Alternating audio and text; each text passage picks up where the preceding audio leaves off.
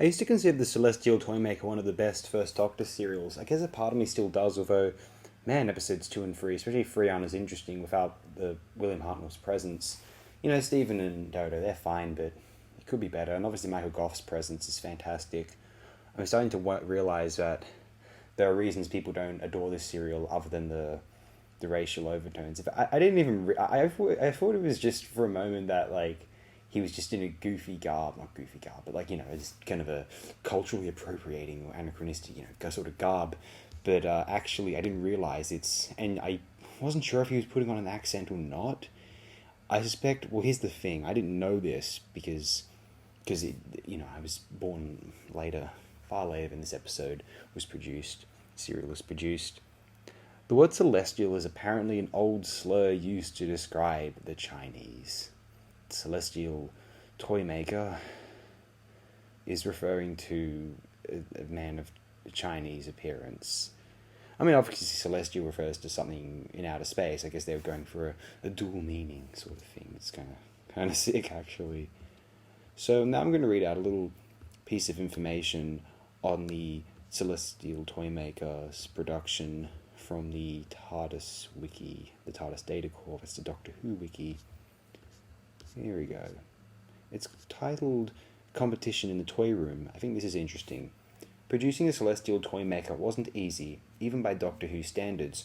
Most of the difficulty stemmed from the fact that it arose at a time of transition in the production office.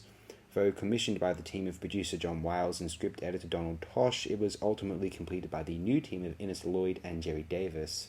The two sides simply had very different ideas about how the story should proceed. All 4 episodes were in fact written 3 different times. When Brian Hayles delivered all 4 original scripts, Tosh and Wiles immediately saw that the scripts could not be practically realised. Thus Tosh rewrote them entirely. By the time he was finished, though, he was no longer script editor. Davis, his replacement, now had to deal with the fact that Tosh had inserted the use of the title characters from a play called George and Margaret by Gerald Savory without obtaining permission. Since Savory was now head of serials and had the power to veto scripts, he quickly rejected Tosh's approach to the Celestial Toymaker. Davis, therefore, had to tackle the scripts again. These rewrites got Savory's approval, but the old production team were left wondering what had happened to their scripts. Tosh opined that Davis' approach was much lighter, more pantomime, than his own. The results were no more pleasing to John Wiles, who wrote a memo to Savory on the 25th of February 1966 after he had technically left the Doctor Who production office.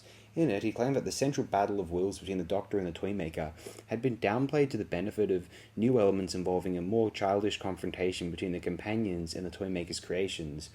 I think that may have to do with William Hartnell's absence more than anything, though, during the actual filming. Anyway, ultimately, Wiles would have liked to have seen the entire production halted since its commissioning producer and script editor had gone, and with them the original, more adult intent of the story. However, the story's problems weren't over even after Davis' script had been recorded.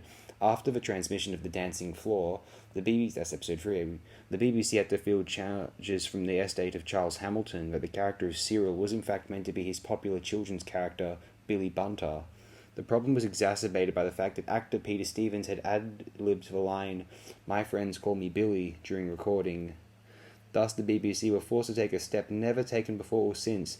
They had to have a special continuity announcement at the end of the final test, which declared that the character of Cyril was not meant to be Billy Bunter, but merely a character like him. How bizarre. That rocked up in this episode, and it's an interesting bit of context. I think it was clearly inspired by it.